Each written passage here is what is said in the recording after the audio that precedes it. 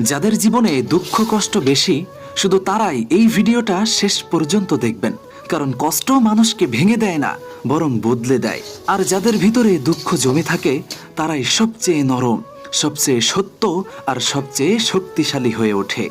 এক, দুঃখ মানুষকে নিঃশব্দে শক্তিশালী করে তোলে। যারা চুপচাপ কষ্ট সয়ে যায়, তারাই একদিন চিৎকার না করেই জয় করে ফেলে। দুই, দুঃখ মানুষকে মানুষ চিনতে শেখায়।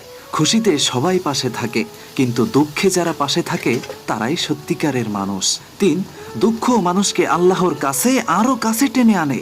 যখন কেউ থাকে না, তখন শুধুই আল্লাহ আমাদের দোয়া শোনেন, আমাদের চোখের পানি দেখেন। চার, দুঃখ মানুষকে নিজের মূল্য বুঝতে শেখায়। যখন আপনি একা লড়াই করেন, তখন আপনি বুঝবেন আপনার ভেতরের শক্তি ঠিক কত বড়। পাঁচ, দুঃখই মানুষকে ভবিষ্যতের জন্য প্রস্তুত করে।